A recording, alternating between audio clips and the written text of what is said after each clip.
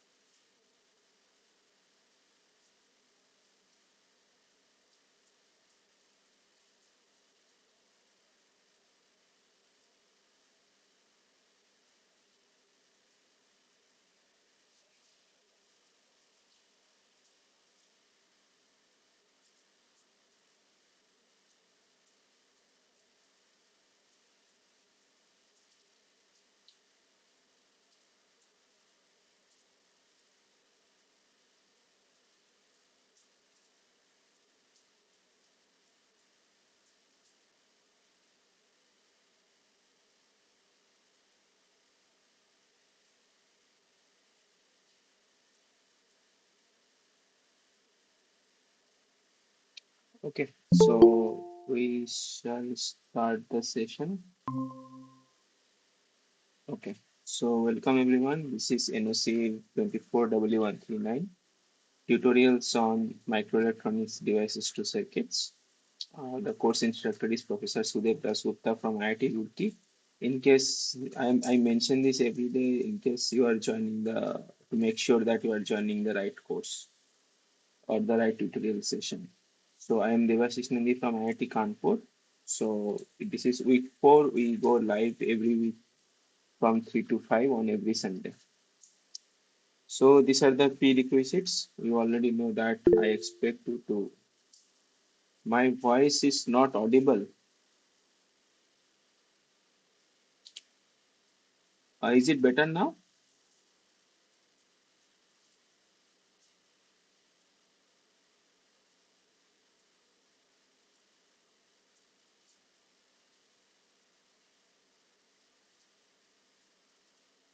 Your voice is not audible. Can you please confirm if you still so you are it is not audible or it is very low?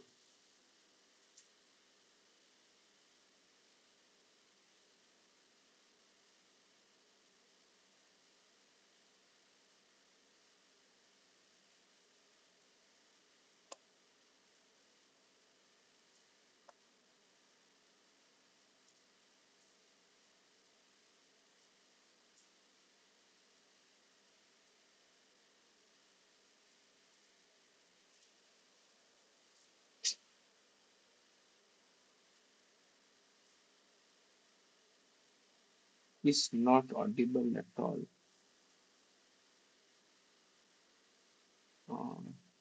Okay, just let me rejoin again.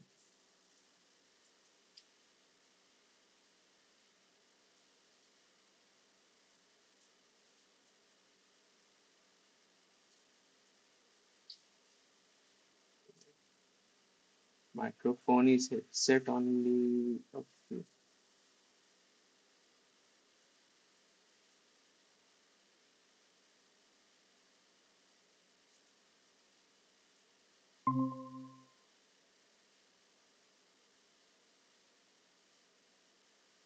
So am I audible now? Okay, fine. Okay. So I'll just go over again. So welcome everyone. This is NOC24W139 NPTEL tutorial sessions on microelectronics devices to circuits. The course instructor is Professor Sudev Dasgupta from IIT Roorkee. I am Debashish Nandi from IIT Kanpur. I am a tutor assigned to this course. So we go live every week from 3 p.m. to 5 p.m. In case you want to join, so you can join with the link provided in the by the NPTEL team. So some prerequisites that I expect that you have gone through the assignments and the lecture series once so that you can follow and also try to solve the problems along with me so that you understand whatever I am doing. So I expect it to make an interactive session. So if you are willing to participate, that will be very nice. So this is week 4. So without any further delay, let's begin. So this is where we left off. So this is the last BGT problem what I'll do in this course. From next problem, we'll just deep dive into the MOSFETs. Okay. So can any one of you tell me how to solve this problem? A similar problem, but with a smaller circuit I had shown in earlier class. So this is basically nothing but a kind of a current mirror circuit, right? So this is your master current source or the master MOSFET part, master branch, and Sir, these I'm are not able to see the text. Actually, can you verify that other ones? Can you ask other one? you are not able to see the screen. Screen, yes, sir. So I think someone else have joined. Can you confirm that whether you are able to see the screen? Screen is visible to me. So what I suggest, Shiva, is that you go to the layout settings and change it to the presenter one.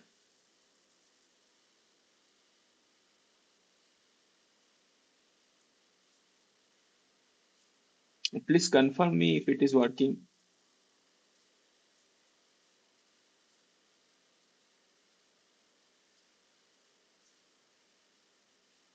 Still not able to see that. So what Can you are, ask other ones that yeah, yeah, what they are able they to are see? able to see. They are able to see the screen.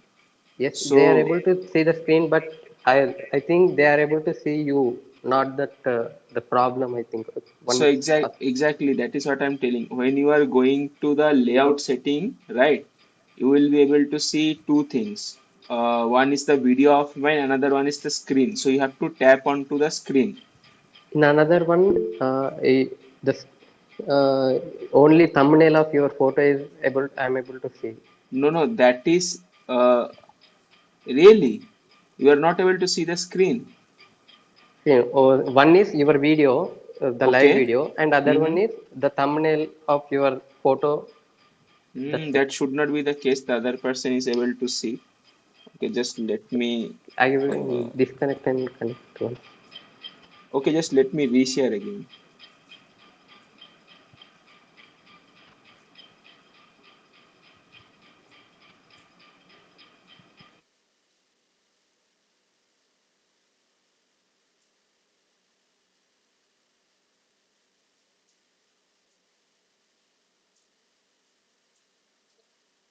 So now is it visible? No, sir. I think I have some problem. Okay, I will disconnect and connect again once. It is showing Okay. Debashish Nandi is presenting, but nothing is able to see. Okay, I think it will come up. Okay. Maybe the internet connection is slow at your Okay. location. Okay, fine. So let me continue. Right. So the left branch is the your master branch or the main current source, and the right branches are the these are the branches where your current is getting mirrored to. Okay. So how do you solve this circuit? This kind of circuits. So what is mentioned here that all the transistors in the output mirror given below are matched with a finite gain beta and early voltage of VA equal to infinity. So can anyone tell me what is the significance of early voltage equal to infinity? What does this mean?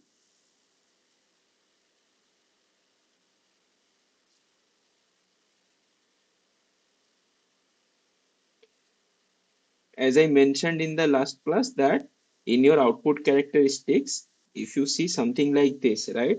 So what is your early voltage? Your early voltage is nothing but the extrapolated part of this one on the VC axis. This is your early voltage. Now suppose you have an ideal transistor where your output characteristics is just flat, right? That means your output resistance is what? Your G is zero, right? Output resistance is infinity. That means when you extrapolate this line, where will it intersect this VC axis? This will intersect at VA equal to infinity or minus infinity. Okay.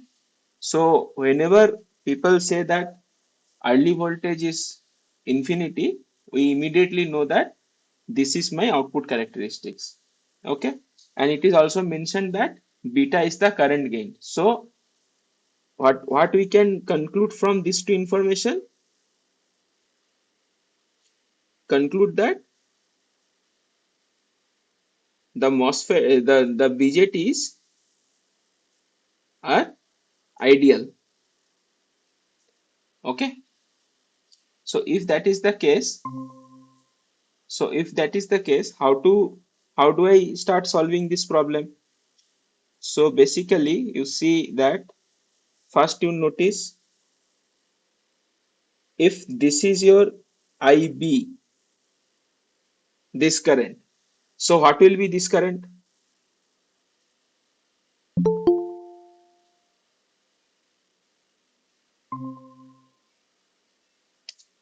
What is this current? Can anyone unmute and tell me?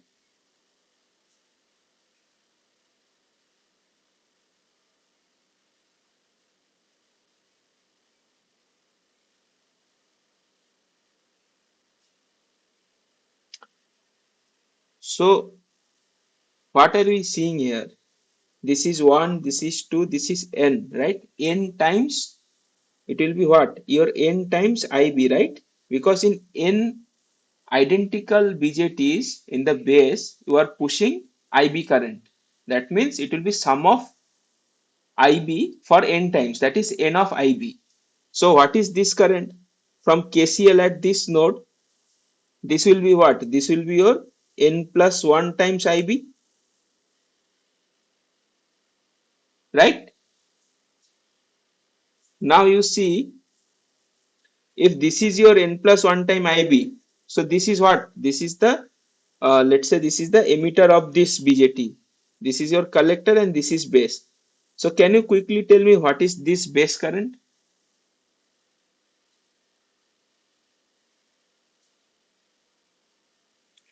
My question is, if this is n plus 1 IB, then what will be this current?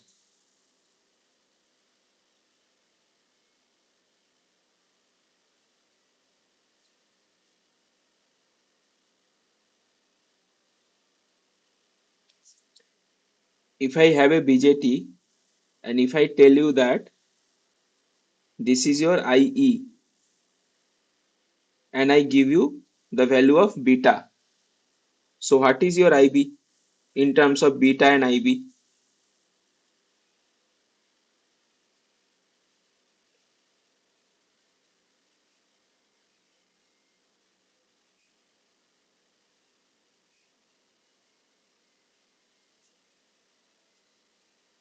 Please unmute and tell me, someone. IA by 1 plus beta. So if this is your n plus 1 times IB, so this current is nothing but, let me just mark a star here. So this current will be what? This current will be your IB n plus 1, because this is your IE flowing in this branch. This divided by 1 plus beta. Fine. As all the BJTs are matched, this is the collector current. If this is your IB, then this will be your beta IB.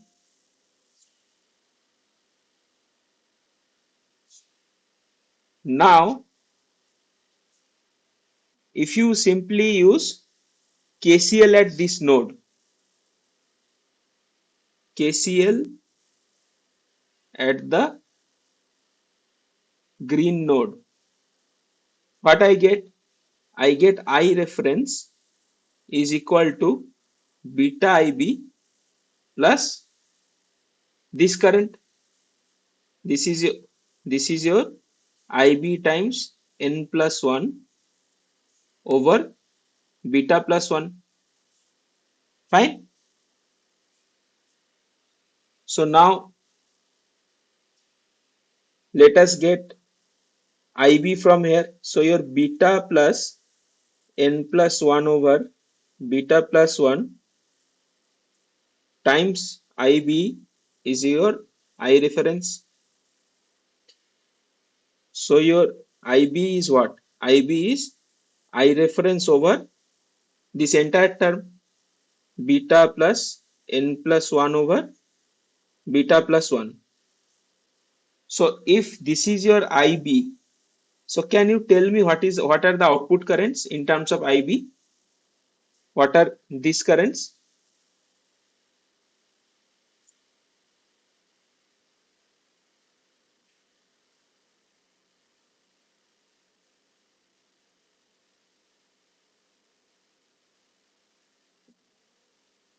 Your I naughts are what in terms of IB? Beta. Sorry, Beta IB.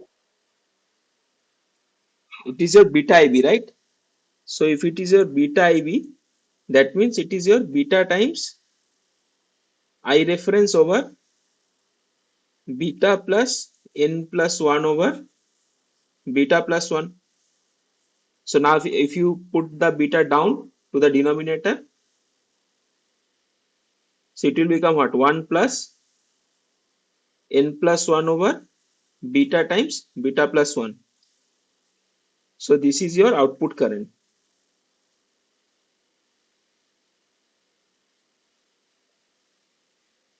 So your option is, correct option is A. So what is the trick in this problem, or the concept behind this problem, is that you need to understand one thing. First, that BJT is ideal in nature, right? And the second one is all the BJTs are matched. That means beta of all the BJTs are same, right? So this is a very important problem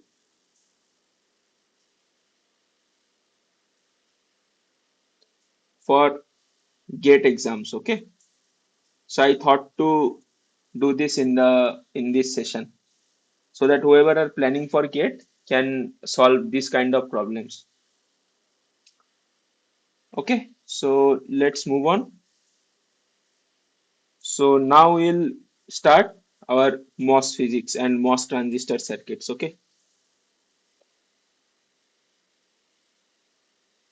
so yeah, a MOS capacitor CV characteristics is given.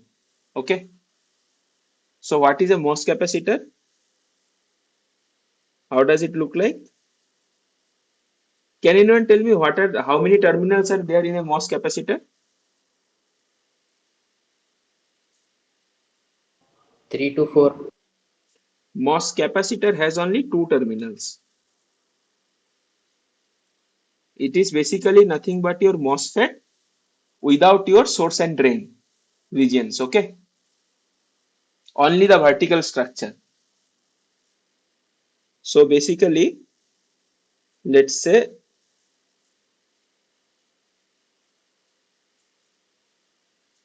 this is your metal, this is your oxide, this is your semiconductor.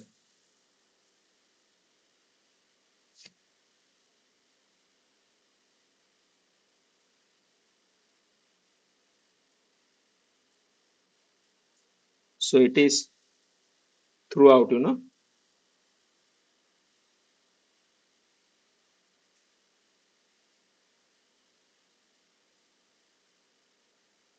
So what are the critical dimensions?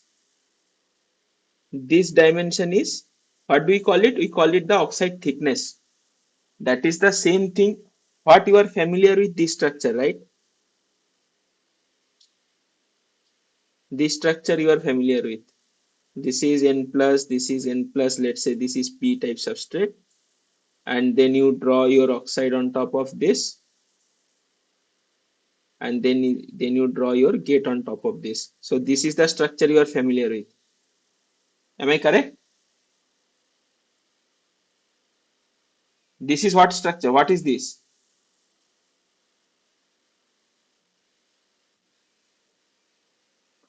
MOSFET. This is MOSFET, right? So what is your MOS capacitor? MOS capacitor is just this part. So if you take this part out, this gives you your MOSCAP. Okay. So why MOS capacitors are important?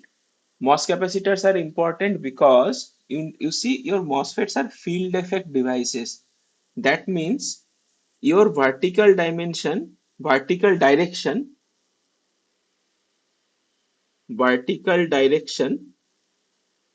or let us not use vertical. Let's say this is your y direction, this is your x direction. Okay, so y direction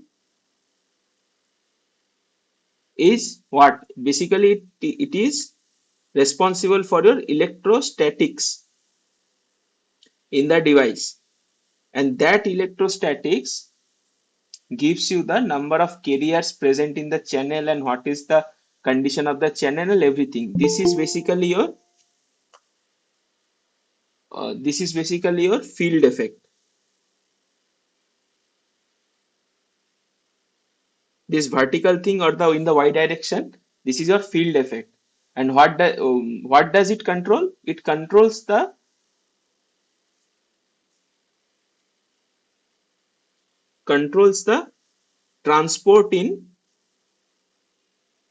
transport in x direction. Basically, your current flows in this direction, right? This is your x direction from source to drain. But what controls that current? That control the vertical field or the vertical voltages or the vertical structure or in the y direction that controls the transport in x direction. This is kind of a transistor action, right? This we discussed in our first lecture, that how the transfer of resistance is taking place. In case of BJT, it was that emitter based junction was controlling the transport in your collector based junction. In case of MOSFET, what is happening? Your vertical field is controlling the transport in your lateral direction. Okay. So why MOS capacitor is studied? Now, if you remove this transport part, so you need to first understand the electrostatics of the MOS devices, right? This electrostatics is studied helping a structure called MOS capacitor, which has only two terminals. The gate, this is the gate, and this is the body or the substrate. Okay, there is no source and drain. So this is basically your substrate, or let's say this is your body, and this one is your gate. So far, is it okay? Yes, sir. Okay. So you see, in device analysis or any devices, how do we study those devices? First, we understand the electrostatics, right? From then forward, we understand the transport. You remember how you studied your PN junctions. You studied your PN junctions first in your equilibrium position, equilibrium condition, right? That brings out the transport and all the charges characteristics and everything. After that, you applied your bias and studied the transport, from which you derived your IDVD equations or the diode IV characteristics. So every structure is like that. BJT also is studied in the same fashion. First, you study the structure in equilibrium, then you start applying your biases. In case of MOS devices, also we do the same. We first study the vertical electrostatics. And what do I mean by electrostatics? I mean by solving the Poisson's equation, right? This we have discussed earlier, that we just want to solve this equation, and we have other characteristics from that we can find our electric field from this equation, and we can find our charges from this equation, right? So this is what? This is your Poisson's equation. This is what? This is your Gauss law. And this is what? This is your field potential relation.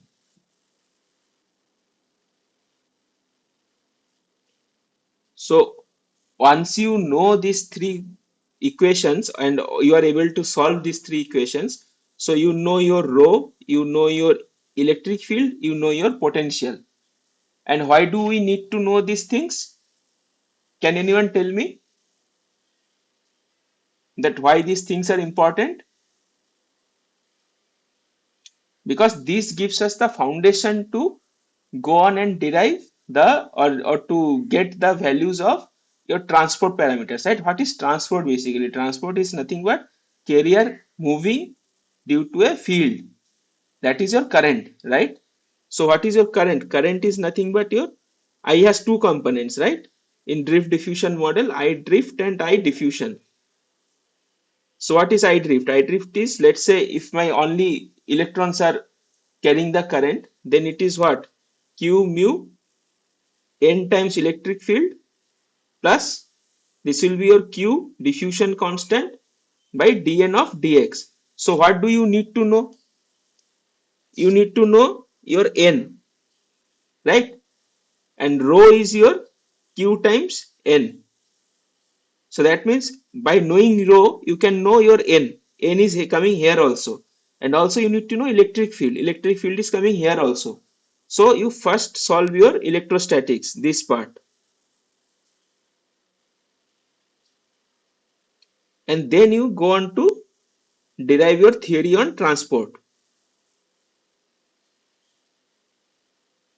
Okay. So that is why analyzing the electrostatics is very important. And MOSFET transport can be understood first by understanding the electrostatics via this structure which is called MOSCAP. Okay. Now coming back to the dimensions. What are the important dimensions? This is we called TOX, right? Or the oxide thickness. If you see your MOSFET current equation, let's say I am taking it in saturation. So it will be what? It will be half mu n Cox W by L VGS minus VTH whole square. So where does this Tox term come into picture?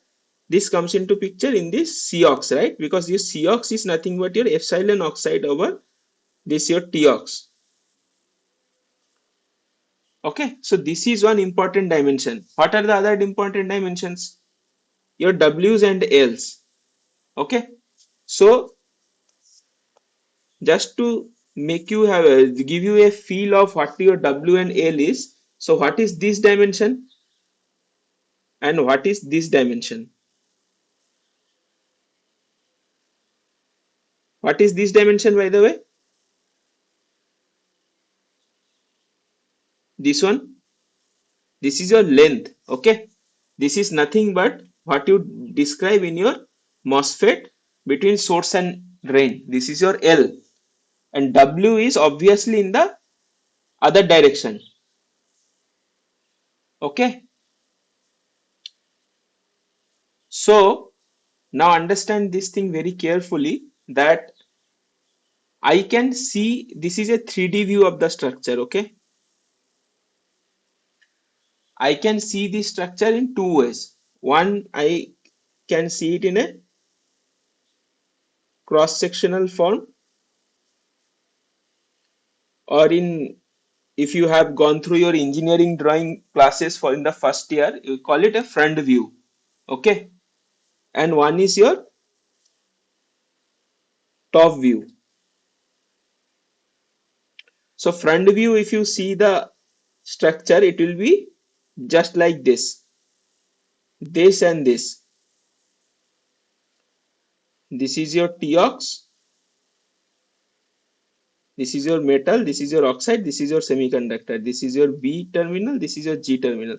So this is your front view. This we generally use when understanding the device physics. And what is top view? How will the top view look like? Top view will look like just like a box, right? This will be your W and this will be your L. If you look from this top direction,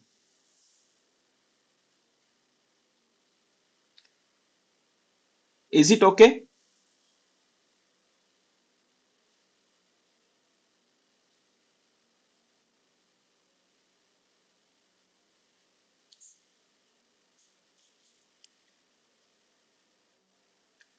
So is it okay up to this point?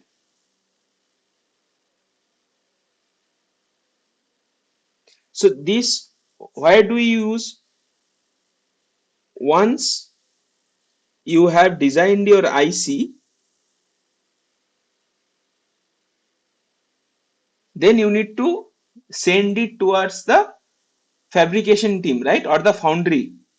So what you will give them? You will give them just this block. They are not concerned about this vertical dimension, because these they have a fixed process how these are grown. But what will be different in your in case of your circuits, your W by L or this geometry. You may have this one, sometimes you may have this one, sometimes you may have this type. Okay, this all rectangles will be your one MOSFETs. Okay, so why am I telling you these things? You see, whenever you study microelectronics, generally some figure of merits you are concerned with, right? What are those figure of merits? One is speed, another one is power, another one is area, right? So you want to reduce your silicon area. So what is that area you want to reduce? That area is nothing but your this top view area, W cross L. What happens is that you have a silicon wafer like this, okay? A circular wafer like this with a diameter, let's say, state of the art has a diameter of 300 millimeter or 30 centimeter. It's like a long ruler, okay? Or your 12 inches. So when you see on from the top, when it is patterned completely, so you see this kind of boxes. These boxes are your nothing but your MOSFETs, okay? So you say that you're in your 1 centimeter square, you have billions of transistors, right? So billions of these small boxes will be in 1 centimeter into 1 centimeter area. So this number you want to increase in a particular given area. So that is why you started scaling, you scale down your device, you want to reduce your W cross L. Okay. So always remember that the area what we are talking about when reduction is this top area. It is nothing to do with the vertical dimension. The cost has nothing to do with the vertical dimension. Okay. So when device physics are discussed, let's say you capacitance is discussed. Okay. So capacitance is what? Eox over Tox times your area, right? Parallel plate capacitor. So this area, when you talk about this area, is basically your W cross L. W cross L. Okay. So this point I wanted to make. See, I know for most of you it may sound trivial, but it is. Believe me, sometimes it gets confused. Okay. So it is better to keep in mind what area we are talking about. Okay, enough said of that. Let us discuss something about the MOS capacitor, and this is as well applicable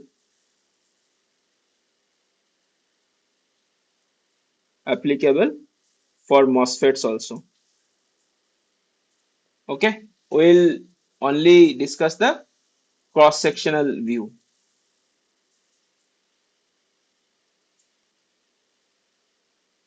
So let us just put the metal in this fashion. This is your oxide, and this is your, for example, let's say P-type substrate. Okay, and let's say your body is grounded and you are applying some potential to your gate.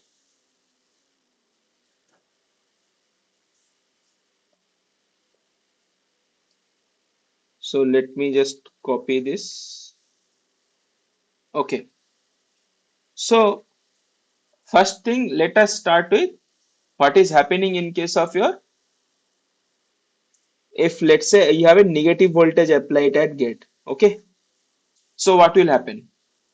Negative charges will appear at this metal plate, right? And what will that do? That will attract some positive charges Let's say it will attract some positive charges. And where will these positive charges come from? These are basically your holes, right? Because in p-type substrate, holes are in abundance. Holes are majority carriers. And this helps us to maintain an electric field in this direction. Okay.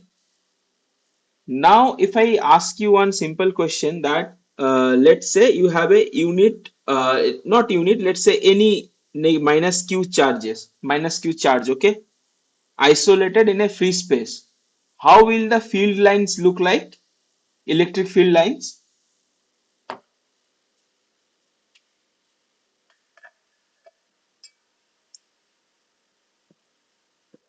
Inwards. Sorry?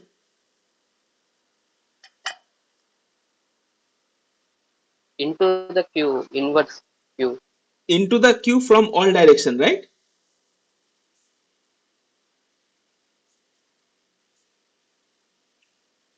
Now let's say I am putting a positive charge at this point. So what will happen that these lines will start to bend towards this positive charge. Okay. So basically this all field lines will start from your this plus charge or your positive charge and will terminate to your negative charge. Okay. Now I want you to visualize the MOSCAP or MOSFET in this fashion that when you are applying a negative charge is induced at your metal surface, okay, or the metal part of the MOS structure. Then what will happen? Some field lines had to terminate there. Where will that field lines get generated from? That field lines has to be generated from somewhere, right? Because it is after all a closed system. This case when it was isolated in the entire space. We are assuming a hypothetical situation that there is only one minus q charge available and nothing else in the universe. Then in that case, this kind of field lines will get terminated. But these field lines have to be generating from somewhere, right? That is generating these holes in the substrate near the interface. So now can you tell me what this structure resemble to? This is nothing but a parallel plate capacitor, isn't it? Negative terminal charges are on this plate, positive charges are on this plate, and in between you have an insulator, let's say silicon dioxide. So isn't this a parallel plate capacitor?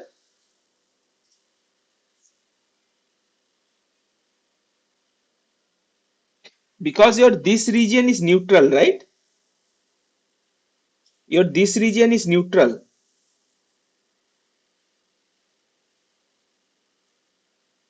Okay, just let me ask you this way. If I have a p-type semiconductor block and nothing is connected, is this charge neutral?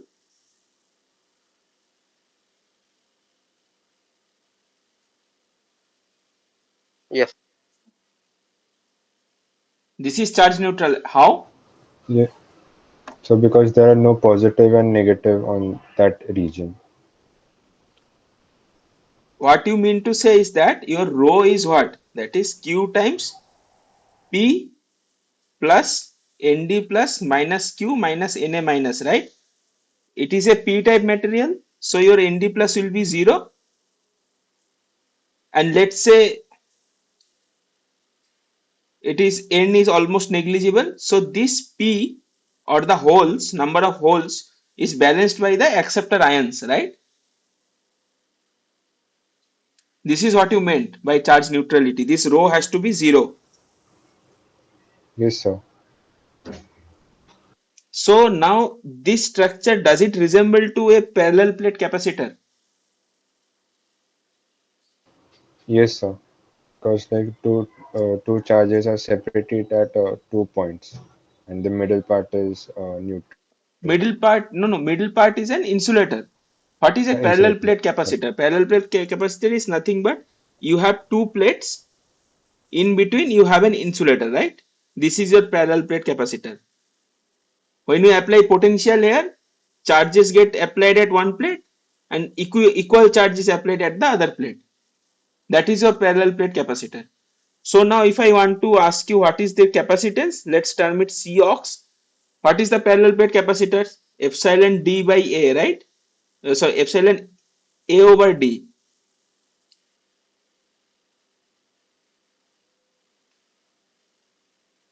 What is D? D is the distance between these two, and A is the area of this plate. Similarly, in this case also, this Cox is epsilon ox is the permittivity of the insulating material. In this case, silicon dioxide.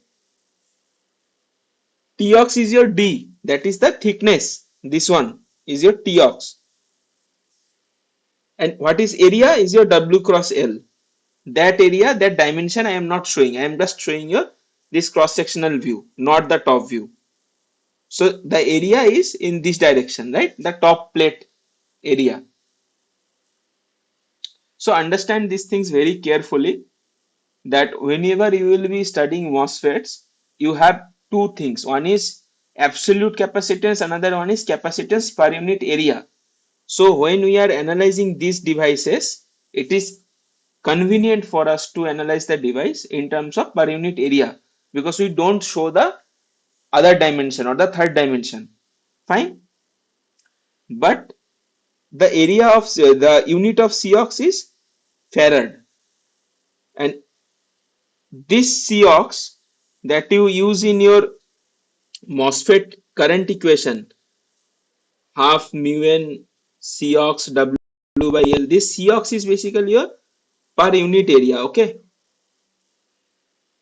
that is your epsilon ox by Tox only, not multiplied with the area. Remember that.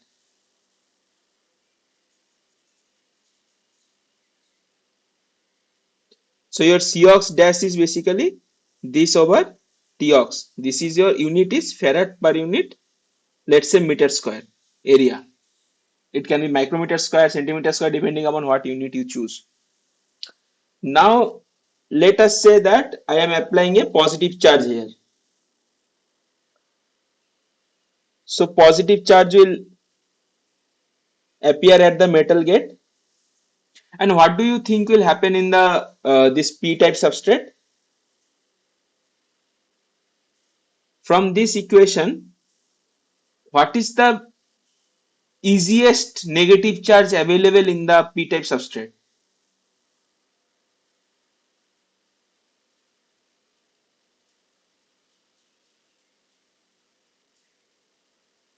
So let me write down the question. What is the easiest negative charge available in a p-type semiconductor?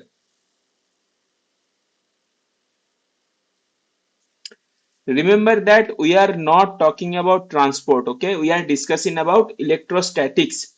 So it does not matter if the carrier is mobile or not. Okay, mobility and everything comes in case of transport. When there is a current.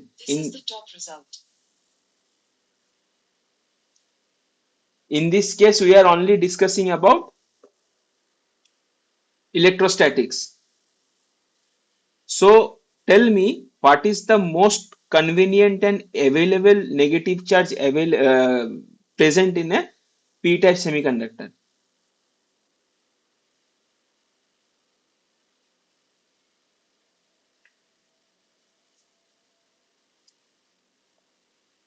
Electron. Okay, that is one answer.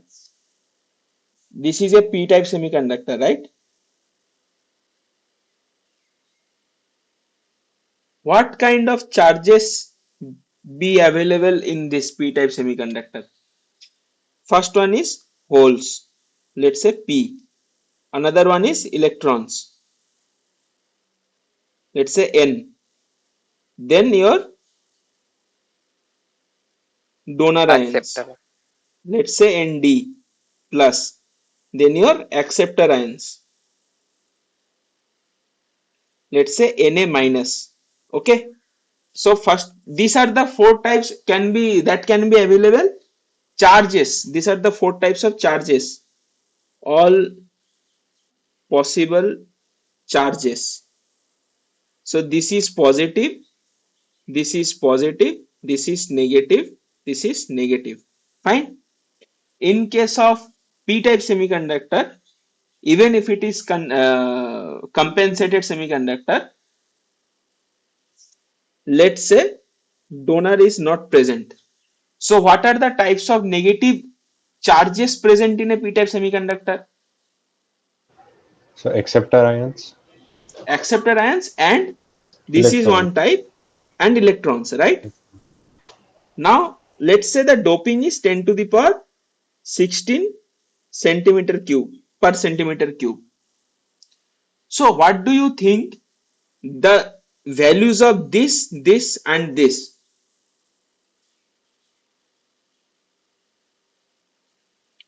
Let me be very specific. At T equal to 300 K,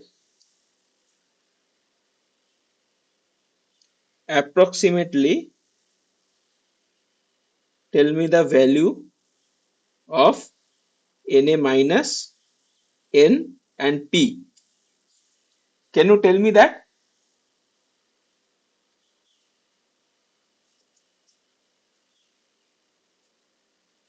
This is pretty easy actually.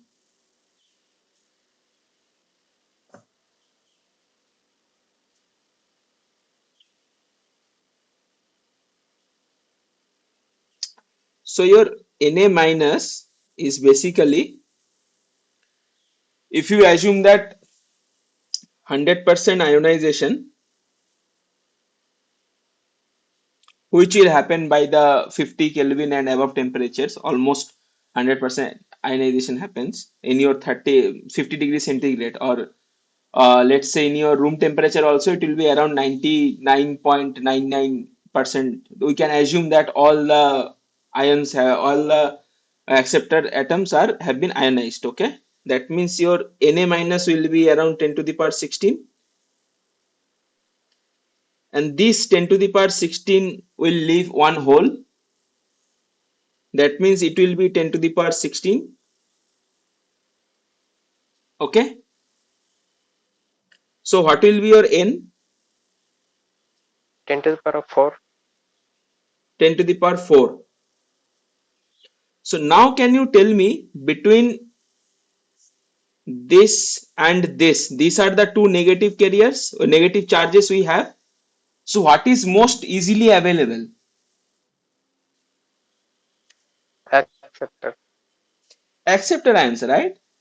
So whenever you apply a positive voltage, what happens that in the beginning you start to have acceptor ions accumulated, acceptor ions uh, staying at the near the surface of the this oxide and semiconductor structure, MOS structure. So now how the field lines look like? Electric field lines. Electric field lines will look like, it will start from positive charge and they terminate on this acceptor ions. Okay. Now as you keep increasing your gate voltage in the positive direction, more and more acceptor ions will start to accumulate. Okay.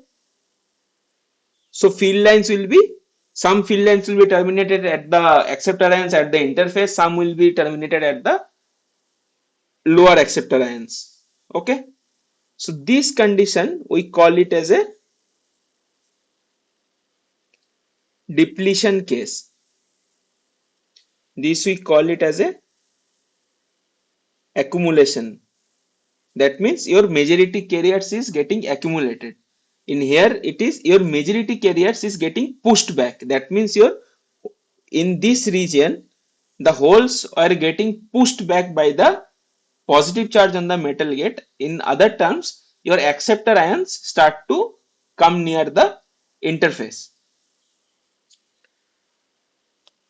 This line we call the interface, okay?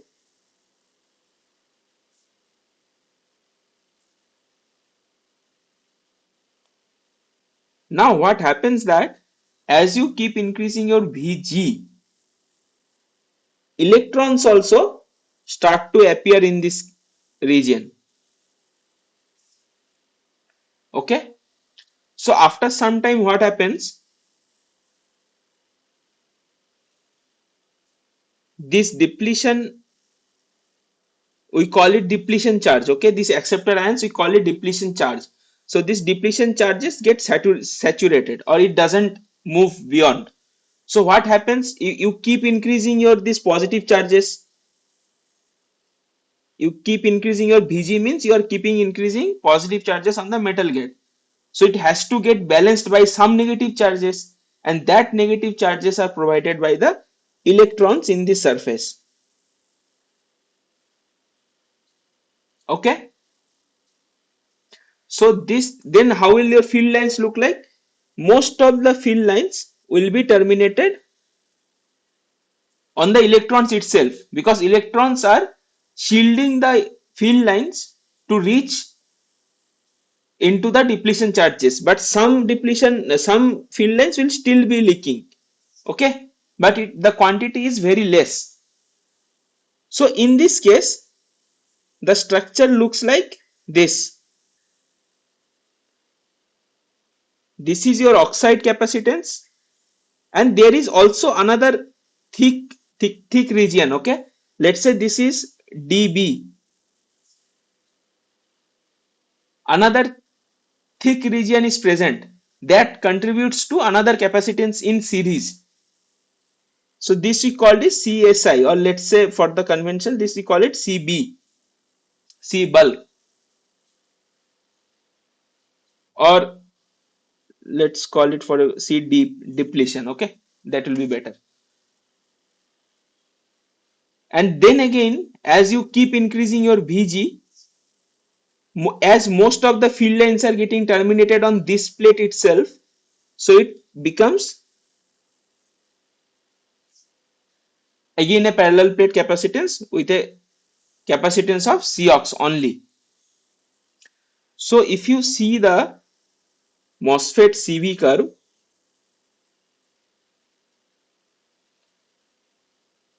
let's say this is your VGB, okay? And this point, as for now, you consider it as zero voltage, but this has a special name called flat band voltage that we'll discuss in the next problem. So this is your Cox. So can you tell me if capacitance, another capacitance comes in series, so the equivalent capacitance drops or increases?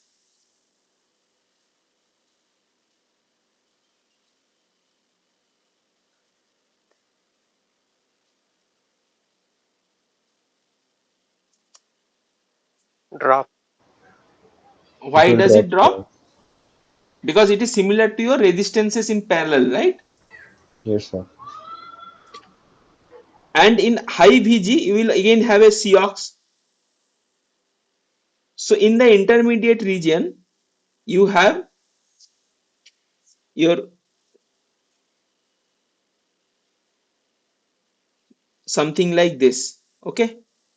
This will explain in due course of time, but this is how your MOSFET CV looks like. See, it is a circuit course and very little device I should discuss, so I am not going into the details of band diagram and everything, okay? Because that would make it very tedious for you, some of you. And those who knows the physics by the band diagram, that is very good actually. But I may need to invoke band diagram in the next problem, but we'll see. But for now, you understand it in the MOS capacitor in this way, that when your Vg is negative for a p-type substrate, you have a accumulation of holes, and this is due to what reason? This is due to compensation of the electric field, because your some electric field lines has to be terminated on the negative charges on the metal. That has to be generated from somewhere, right? So that is being generated from the these holes present in the p-type substrate by attracting the holes near the surface. That creates a capacitance, a parallel plate capacitance. That gives rise the accumulation capacitance. This is your accumulation region.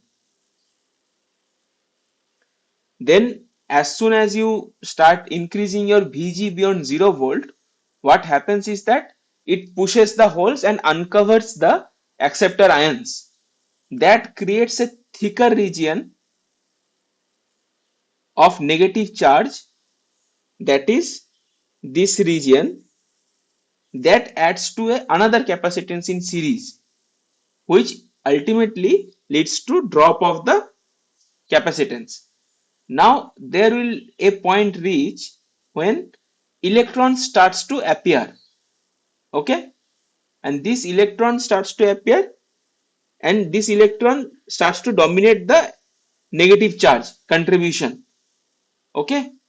Let's say this charge is your QDP and this electron charge is QI. We call it inversion.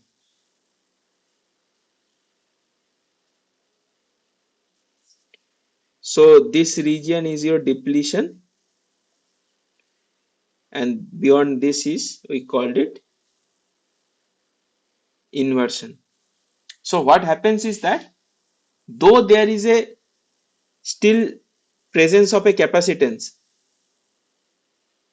but this charge start to dominate. That means this plate starts to have most of the negative charges. That creates again a parallel plate capacitance kind of scenario where this becomes a equal to the oxide capacitance again. Okay, this is what we call inversion. That means your p-type substrate has been inverted to a n-type at the interface. Okay, so this is how a MOSFET capacitance look like. Now this kind of structure has been given. Okay, ideally what should happen? It should reach this value as we have discussed, but it is coming down to this region. It is not increasing. Why is that? That means your inversion charge is not responding that much, right? So this we called as a high frequency capacitance in case of, and this is called a low frequency capacitance. Okay, these two part I will share a lecture video link with a problem statement in the comment section, okay, of this week's lecture, because it will not be possible for me to discuss this, but it will take the entire class. So keep in mind that in case of MOS capacitors, we have, based on the applied frequency of the small signal at the gate terminal, we can have multiple CV plots, okay, multiple types of CV plots. But to drive home the point, this is what you generally have in a low frequency CV measurement. Now, the question is asked that epsilon is given, area is given. So they wanted us to find out the gate oxide thickness. I think you can easily do that. So how to do that? First thing, can you tell me what is this region? What is this region of operation? So for the discussion what we had,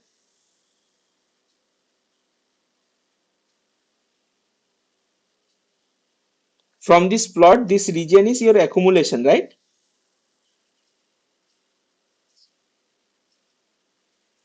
and beyond this region, from this to this, it is called your depletion.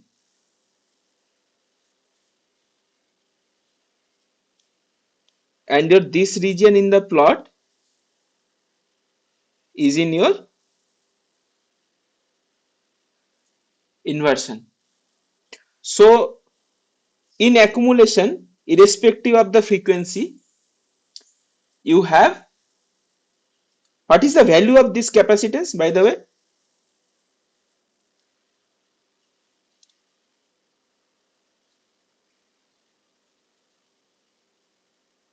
What is the value of the capacitance at this point? This point. 7 picofarad. No, the expression. 7 picofarad is written, but what is the value in terms of whatever we have discussed? Like C depletion, C ox. What is this value? From this plot, what is the value? Cox. And why it is C ox?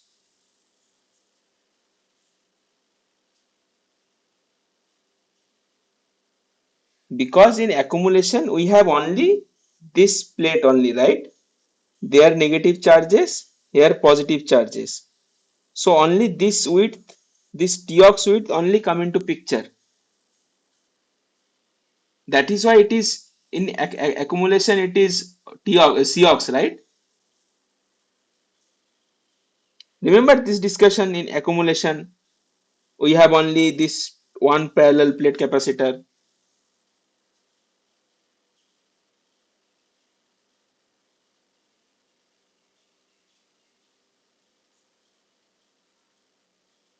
Now I think I have not got any response, so please tell me what part you have not understood.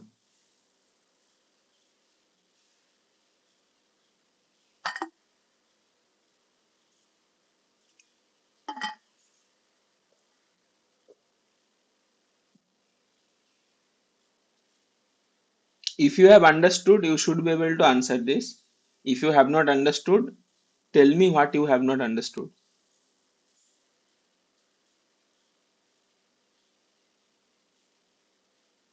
I missed the part that second C depletion and how C depletion came into picture. Let's forget that. My question was, Hmm. at this point, what is the value of the C? In accumulation, what is the value of the C in terms of oxide capacitance and depletion capacitance? In accumulation, what was accumulation? This was, okay, Only let C me just, present. this is my structure, okay? Let's say this is my oxide, this is my metal, this is P-type semiconductor. What is accumulation? Let's say this is my negative voltage, this is some positive voltage, let's say this is grounded, and I apply a negative voltage at the gate. So I have negative charges, right? Where will this positive charge come from? Poles. Holes, right? So can you tell me the capacitance?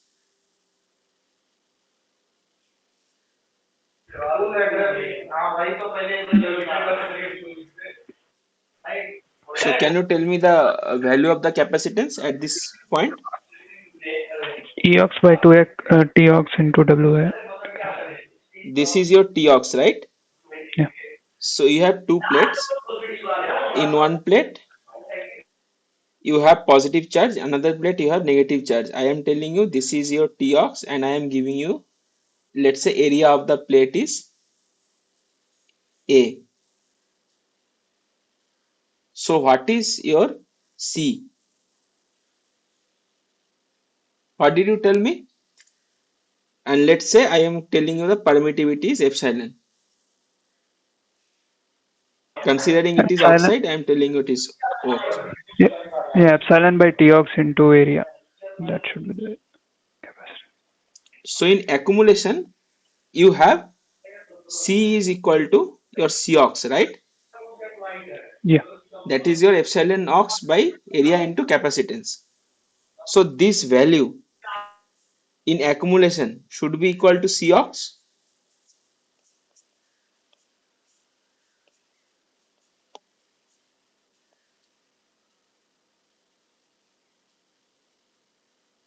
Is it okay? Yes. So now what is given? Cox is given. Cox is 7 picofarad. Eox is given. Eox is 3.5 times 10 to the power minus 13 farad per centimeter. Tox we need to find out. Area is given 10 to the power minus 4 centimeter. So your Tox is 5 into 10 to the power minus, this is 17, this is 12, minus 5 centimeter. That is your 50 nanometer, right? Or I am doing it is minus 6.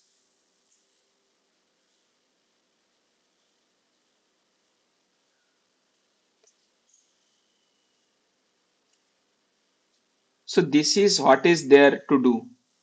You need to find out the region of operation. You need to find out what is the capacitance at that point, and then you will be able to calculate the device parameters or the device geometries.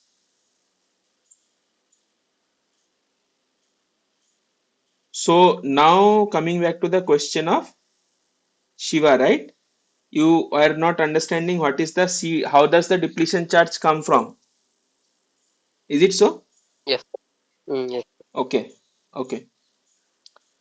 So now let's take a sample.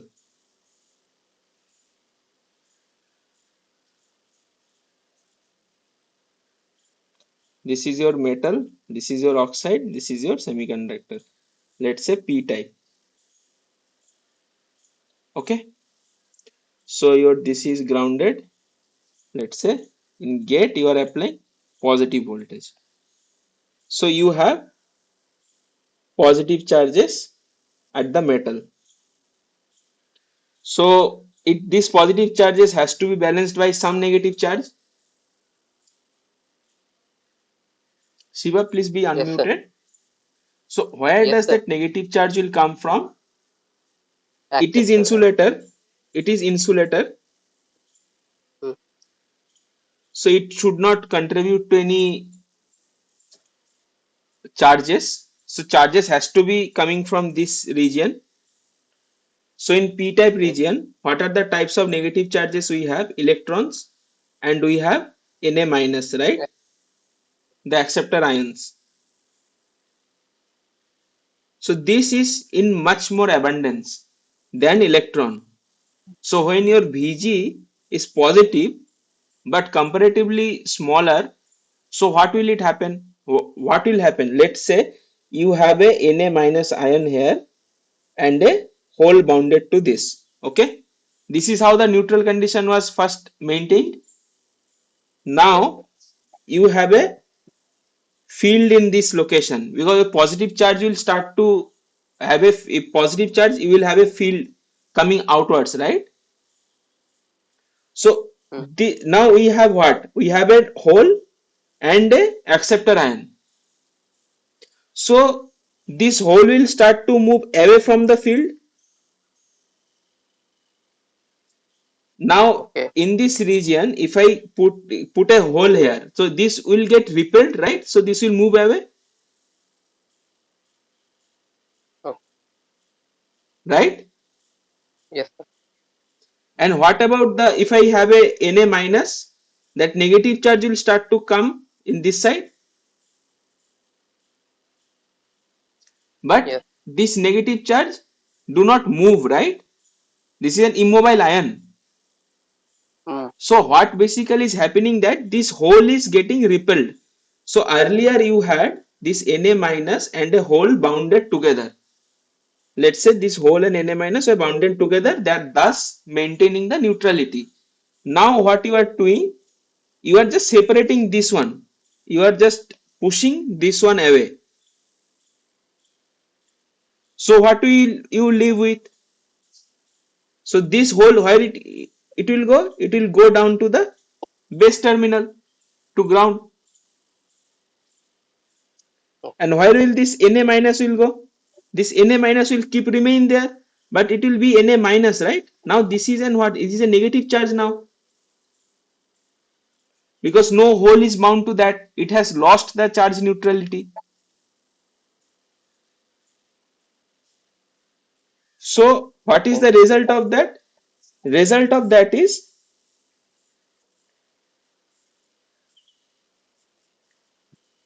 you have positive charge on this plate, metal plate, and you have these acceptor ions, uncovered acceptor ions at this region. Okay. Now, when it was an accumulation layer, it was an hole, right? It is an Mm. vacancy of an electron. What is the dimension of electron, you think? What? What is the dimension of electron? Diameter or any kind of that. In angstrom, in 10 to the power of minus It, 15 something. minus 15 is not angstrom, right? It is in femtometers. Okay. And what is the, let's say, in case of Na minus, let's say boron atom. What do you think the dimension of an atom should be? How much higher in order? It is 10 to the power of 10, minus 10 angstrom. Minus 10, minus 9, right? Yes. So, in case of this, one atom thickness 10 to the power minus 10. So, what you see that dimension of this accumulation layer and the dimension of this layer is almost 5 orders difference. If it is x, it is almost x to the power 5. Okay. So, why in case of metal, I assume the charges to be on the as a sheet charge, right? Yes. All charges at the surface. Sheet charge means your delta function kind of charge, right? If this is rho Mm. and this is x, at one point you have a large number of charge. So in accumulation, I can assume this as a sheet charge, or all the charge in this interface only. Mm. That is why I am able to consider it as a parallel plate capacitor. What is a parallel plate capacitor? What are the plates basically? Metal plates, right? Metal, metal plus in between electric, In dielectric, between dielectric. dielectric or insulator. Yes. Similar thing is happening here also. This thickness of this charge is very small because it is ultimately holes, right? A layer of holes. So how thick it can Yes. be? It is 10 to the power minus 15. Okay. Okay. But in case of depletion charges, it is almost 5 orders, means 1 lakh times greater than that thickness. You see? So it has a significant amount of thickness. So I cannot assume it as a sheet charge. Yes. So how does my structure look like then? My structure looks something like this.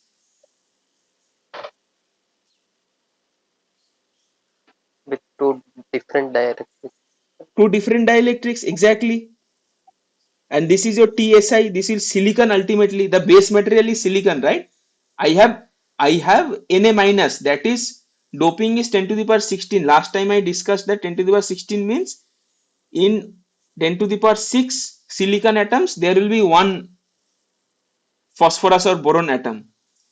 Okay, so you have this thickness significantly in order to your TOX and TSI has a significant not very much significant order difference. These are comparable, so that is why you cannot assume this as a sheet charge. Okay, so it gets add in series with a as an additional capacitor. Okay. But in case of accumulation, it does not, because the layer of charge thickness is very small. It can be considered as a sheet charge. So now is your confusion clear? Yes. Okay, good. So this is how it is, and moving on to okay, just let me skip this problem. Okay, it is actually an EDC problem. I am not sure how much you are familiar with flat band condition and how much you are familiar with work function, what is work function and band diagram. Are you guys familiar? Then I'll just attempt this problem. Otherwise, I'll let it be.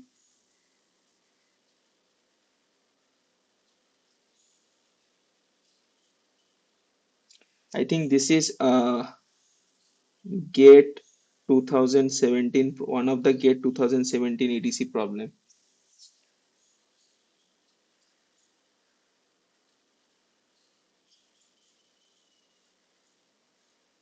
Tell me if you want me to solve this, otherwise I'll just skip it in the interest of this course. So we can skip to the next question. Okay, fine. So I'll provide the solution. Okay, I'll provide the solution. Just go through it. So yeah, now it is interesting. Carrier mobility. Let's say I have the option increase and decrease. Means let's increase, decrease.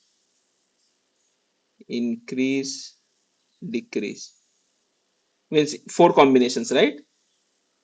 You have to choose between these two words in these two places. So what is the correct answer? Decrease. So Sorry, decreases with the carrier, carrier mobility decreases with increase in temperature. if I say you are partially correct. By the way, can anyone tell me what is mobility? The ability of electrons or holes to move in the silicon or any Crystal, right? material or conductor crystal. Okay. So ability, ability of carrier movement. Okay. Now tell me why carriers cannot move freely in the material or in crystal?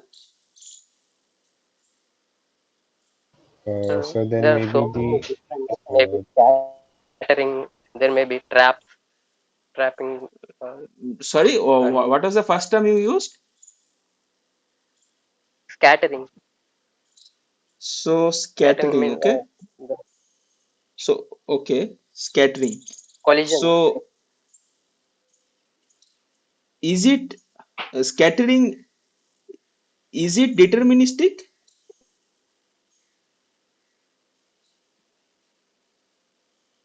Determination. You have gone through your signal system courses, right? You have two kind of signals: deterministic signals, random signals. Yes, sir. Yes, sir. That's Means sign of X is it. a deterministic signal, right? Yes, But sir. your noise is a random signal. So in that sense, I am asking: is scattering a deterministic event or a random event?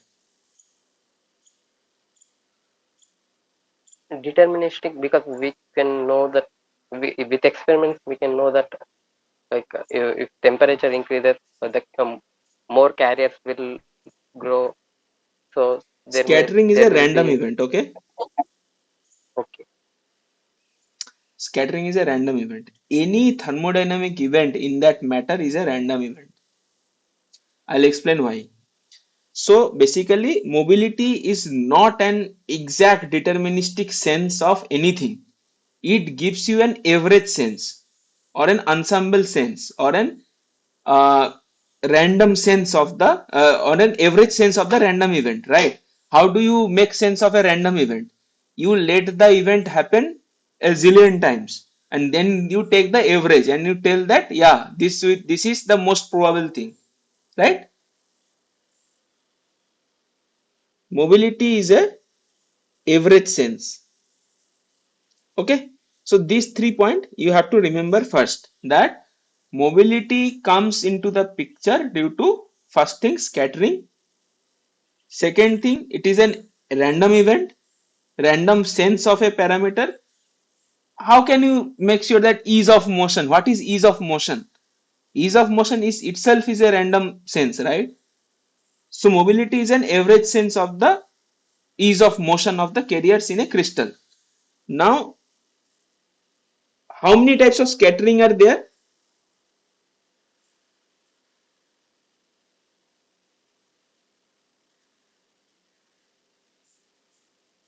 So what does scattering means? As Shiva has rightly pointed out, the scattering means some sort of a collision, right? So what is scattering basically? Suppose you have increased the temperature of your device, the temperature of your crystal. So what will happen? Your vibration will increase, and that as your atoms start to vibrate in around its lattice point, we call that it creates something called phonons, right? So that scatters the movement of the electrons, obviously. So that is called a phonon scattering or lattice scattering. What is the other type of scattering?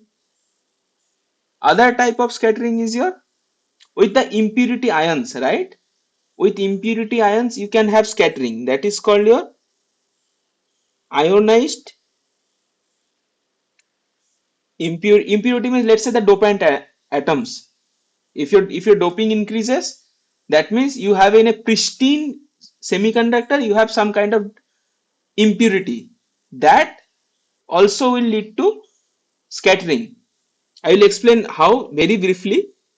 So this is also called Coulomb scattering. Then other charge carriers can collide with other charge carriers also. That also creates scattering. So another type you have carrier scattering. And just for your information, there are other types of scatterings also.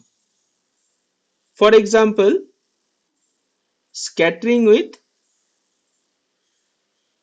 interstitial void atoms.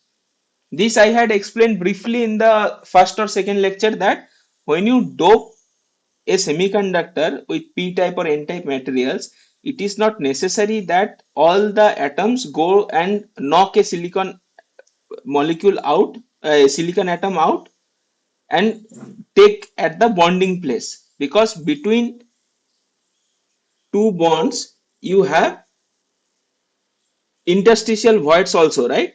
So it is not necessary that a phosphorus atom, when you are doping, it will come at this place only. It may get captured at this place also. So these are called interstitial voids, and these are called substitutional sites.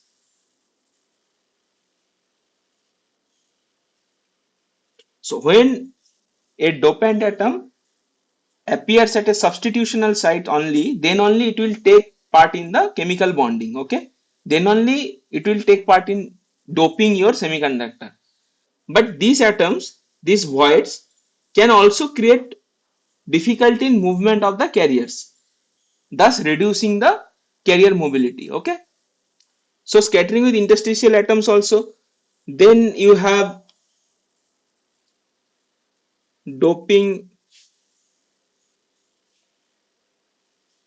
scattering due to defects. Then you can have scattering due to grain boundaries in your polycrystal, and many other examples. Okay, but in case of silicon, what we are studying, these things are negligible. Okay, the two major scattering phenomena we have are lattice scattering or phonon scattering and Coulomb scattering. Okay, so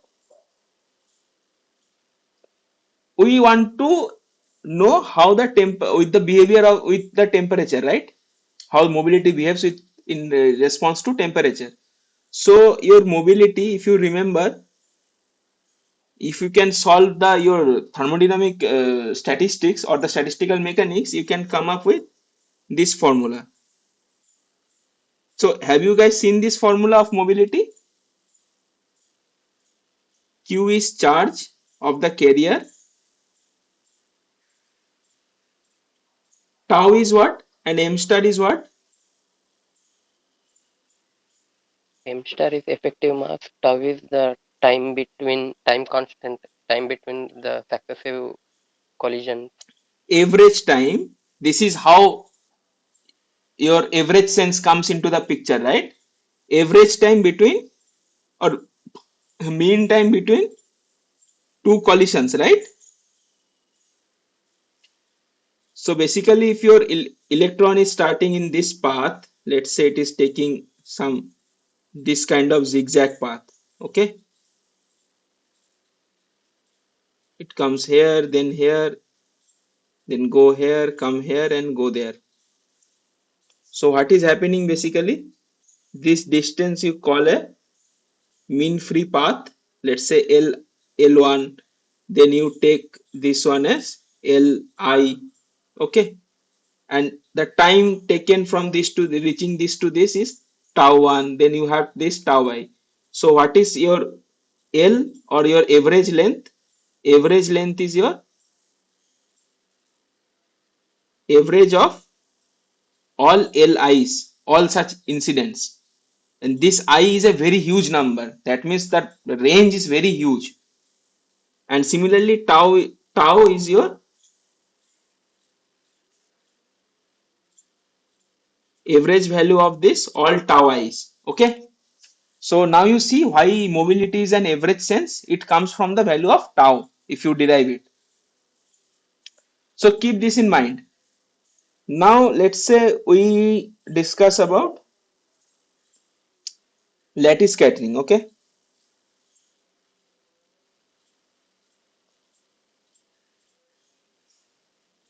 so if temperature increases, what happens? That vibration of the atom around this lattice space increases, right? So what do you think? Your tau star will increase or reduce?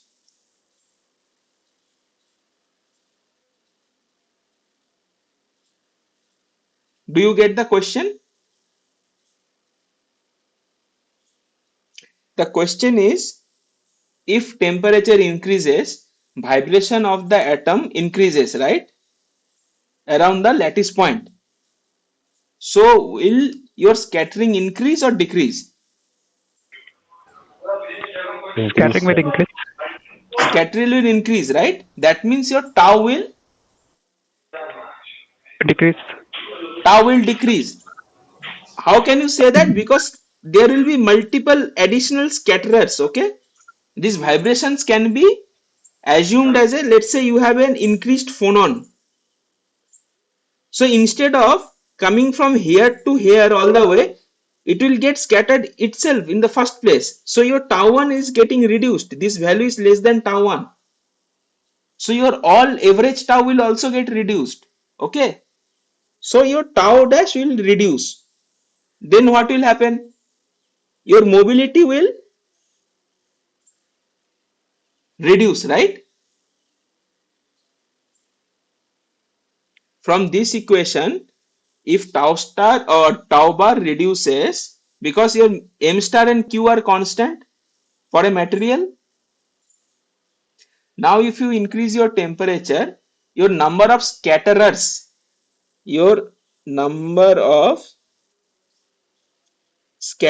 increases. In other words, scattering increases. That means your tau bar decreases. That means your mu also decreases.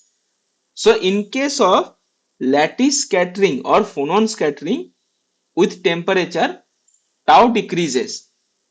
The relation is T raised to minus 3 by 2 is proportional to T temperature raised to minus 3 by 2. Okay. Now if we discuss about the other dominant type of, there are two dominant types of scattering event, right? Other dominant type is Coulomb scattering.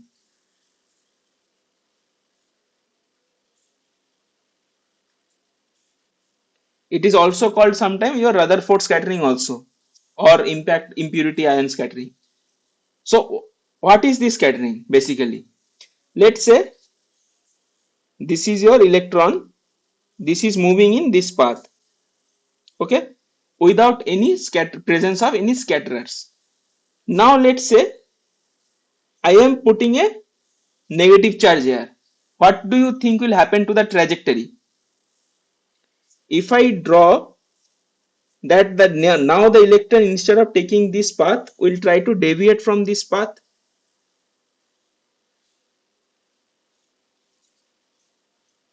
Is it okay?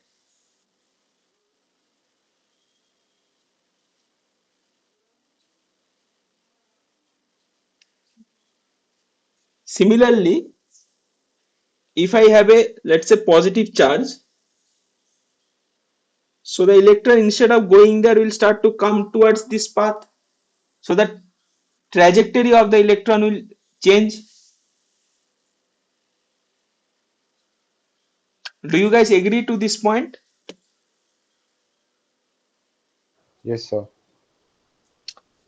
So this causes the electron to scatter, okay, or change its direction. Now tell me that I want to make the electron keep going in this path. What should I do with temperature? By the way, with what velocity this electron, this L1 by tau 1 is basically your V1, or it is called the thermal velocity of the electron. This, why this happens, by the way? This is due to the random thermal motion of electrons, okay? That's why electron starts to move in the first place. Forget about scatterers, forget about phonons, forget about impurity ions. In a, in any material, if temperature is non-zero Kelvin, is not 0 Kelvin or greater than 0 Kelvin, electron starts to move. Why? Because it gets some energy, right? 3 by 2 kT is the energy it gets. This kinetic energy, this energy translates to kinetic energy of the electron. That's why it starts to move. That motion is called random thermal motion of the electron. And this VTH is equal to your L bar by tau bar. This is called your thermal velocity. Okay. This is the velocity at which electron moves from point A to point B. So this is the thermal velocity at which this electron is moving. Now the question is, let's say this minus line is, minus charge is present, but I want the electron to keep moving in this path, this straight line. What should I do?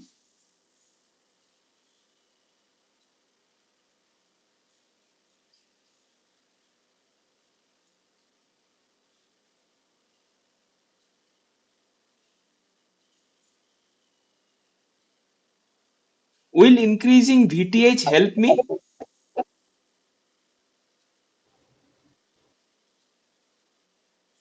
Anyone? Will increasing the thermal velocity help me? Yes, sir. For example, think that you are riding your motorcycle and you are about to get empty on your fuel. Okay, your tank is about to get empty. Now you want to reach to a petrol pump. If you are riding at a higher speed, the chance of missing the petrol, looking at the nearby petrol pump will get increased. Yes, sir. The same thing is happening here also. If you want to get to the destination directly without any disturbances, then you are speeding it up, right? If you increase your speed, you will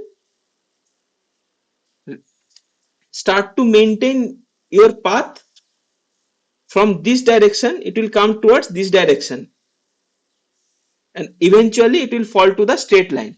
So moral of the story is, if your temperature increases, your thermal velocity increases. That means your chance of scattering decreases. In other words, your tau bar increases or your mobility increases.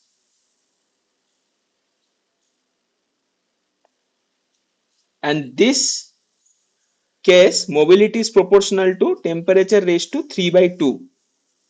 So now I am showing you a plot which you should remember by heart, because this at least 1 to 2 question comes in every competitive exam, or in your every interview it will come from this plot. Okay, so this is your temperature axis, this is your mobility axis. Let's say it is in log scale. So you have two straight lines. This is your Coulomb scattering, this is your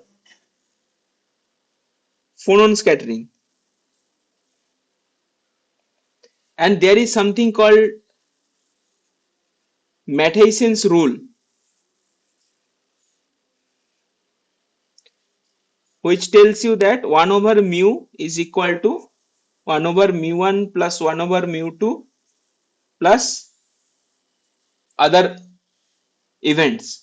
So let's say mu1 is due to Coulomb scattering and mu2 is due to phonon scattering. So this is your mu2, this is your mu1. So how will mu look like? Will be mu a lower value than this two or a higher value than this two? Will mu be lower than mu1 and mu2 or higher than mu1 and mu2? So lower than mu1 and mu2. Again the same thing, right? Series capacitance, parallel Yes, resistance. sir. So the final mobility plot looks something like this. The red line is the final mobility plot. This is your actual mu, how your mu looks like. So depending upon which temperature range you are operating, your mobility can increase with temperature or decrease with temperature. Generally, this is the range where your room temperature lies for silicon, 300 Kelvin. Okay.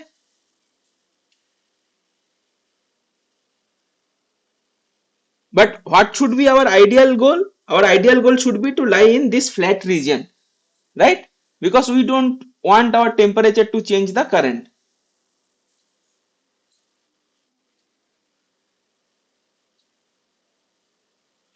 So this is basically what is your mobility and temperature curve look like. So whenever it is not mentioned that in which temperature region you are operating, you assume that you are at around this 300K, and around this 300K your mobility decreases as temperature increases, right? But the same question, if someone asks you that what happens around, let's say, 50K, the answer will be just the opposite, right? The answer will be mobility increases with temperature increases. So there is no correct answer for this question. But again, I am telling you, if nothing is mentioned in the question, that which temperature range that question, the whoever has said the question is asking about, we will follow the convention that temperature with temperature increase, our mobility will decrease. But this is not the case always, because both of this both of these phenomena are very dominating phenomena in any semiconductor scene.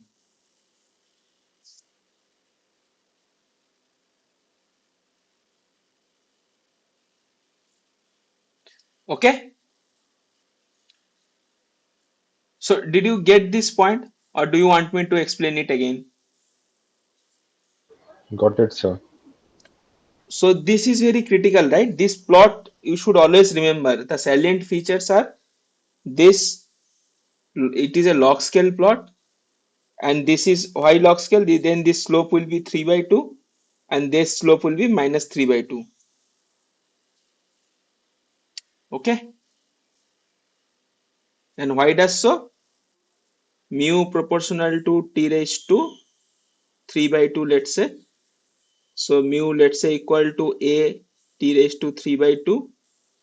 So log of mu is equal to what? Log of a plus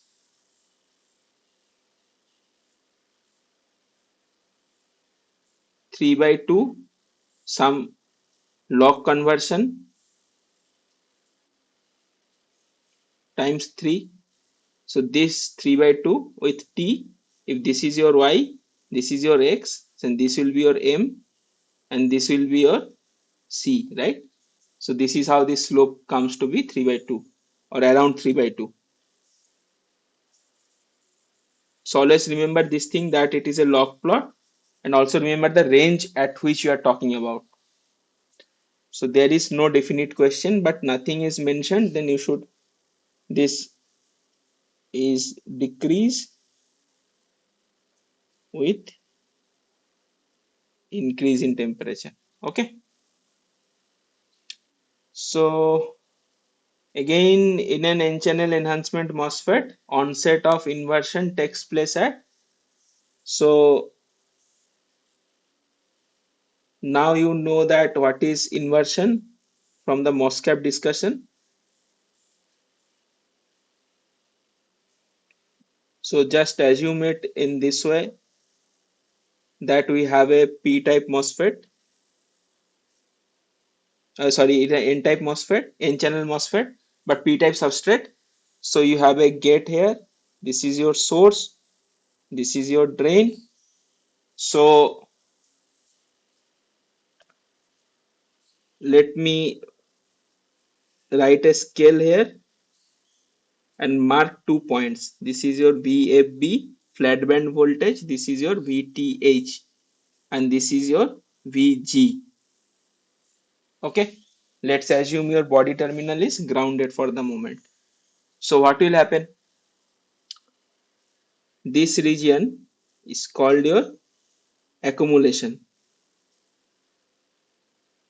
right? In accumulation, what we have told earlier, we had assumed this to be 0. The third question are supposed to discuss the flat band, but that you can read from yourself. Okay, so this region we called it as accumulation, this region we called it as depletion, and this region we called it as inversion. In accumulation, what happens? It's a p-type. From our MOSCAP discussion, there will be negative charges here, and positive holes here. So current should not flow, because what do I have? I have a, this is P plus kind of channel. I have a N plus, P plus and N plus region, right? So basically what I have a N plus source, I have a P plus channel, then I have a N plus source, N plus drain. So current cannot flow in this case. Can you tell me why? Your source is generally grounded, and let's say you are applying some positive drain voltage and Vg is negative. In this case, current generally does not flow. Can you tell me why?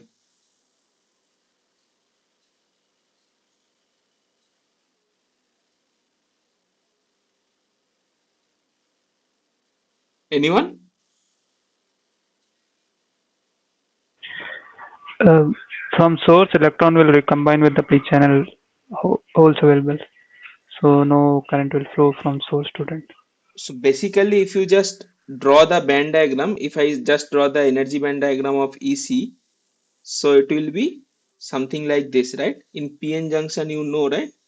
If you have a N plus P plus junction, you have a, how do you read your band diagrams? You have ideally this. So this is your what? This is N type, right? So this will be your EF, this is EC, this is EV, this is EF, this will be your EV, this will be somewhere here will be your EC. So your bands are like this, right? So again there is another, this is your N plus, this is your P plus, this is your N plus. So if you are increasing your this potential, so let's say you are decreasing this band. If you are increasing your drain voltage, so you will just basically push the band down, because we draw the, we draw what? We draw the electronic energy, right? But again, you have your source electron has to go over this energy barrier, right? This energy barrier at this point is prohibiting the electrons to go from this place to the other. Okay, that is why in accumulation we do not have any current.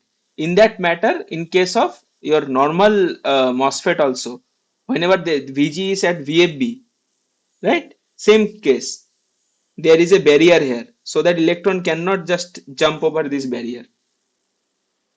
Source is unable to inject electrons into the channel.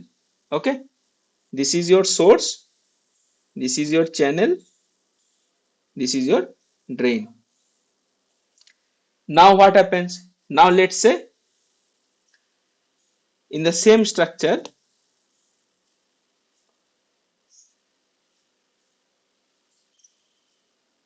you are into depletion.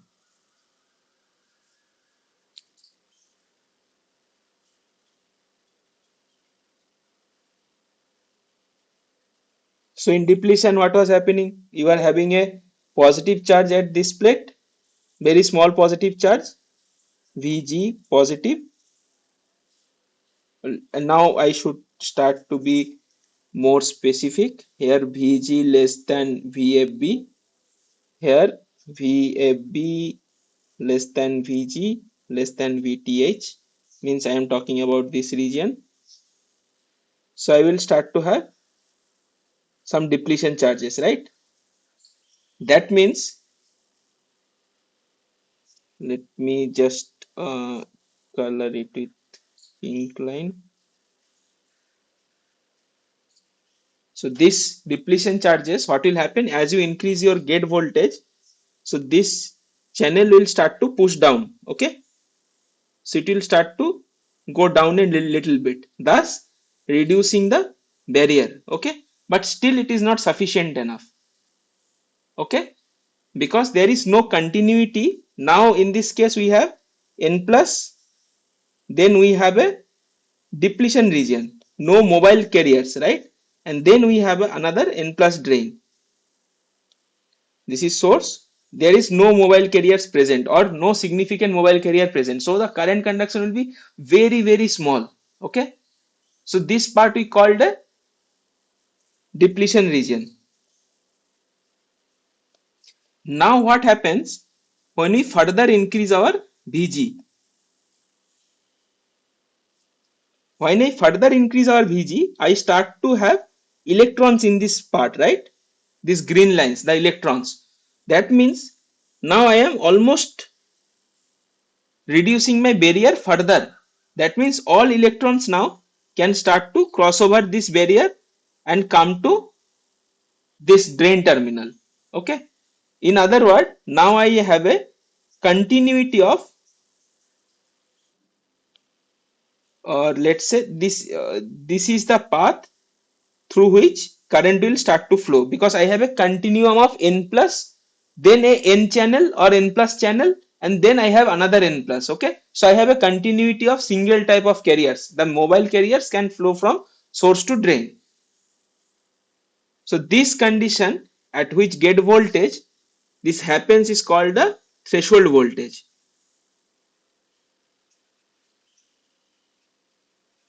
Okay, so in an n channel, why enhancement? Because we are enhancing and channel out of a opposite type of, it is that when the current is conducting, this is an n plus channel, right, in a p type substrate. That means I am inverting the p type substrate to create an opposite type of channel. So that is, this process is called enhancement of a opposite type of channel. So this is why it is called an n-channel enhancement MOSFET. The onset of inversion means where the current start to significantly flow is this voltage, is this region, and onset means where it starts. So this threshold voltage at VGS equal to VTH, this takes place. Okay. So if you see the drain current, let's say you are connecting an ammeter here to check the drain current, and you are plotting it with gate voltage, so you will get a plot something like this, VG, and you will see your ID, so you will see something like this, some kind of square law behavior. So if you just extrapolate this is your VTH. So beyond this, very small current, right? What does this region entitle to? This is depletion, or sometimes it is called subthreshold also. And what is this region? This region is your inversion region. Okay.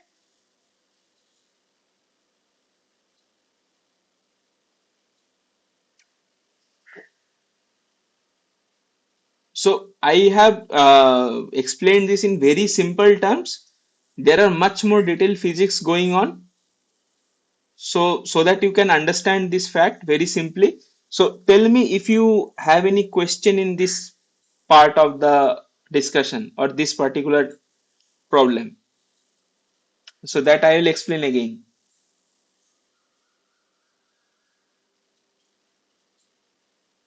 Any one of you three?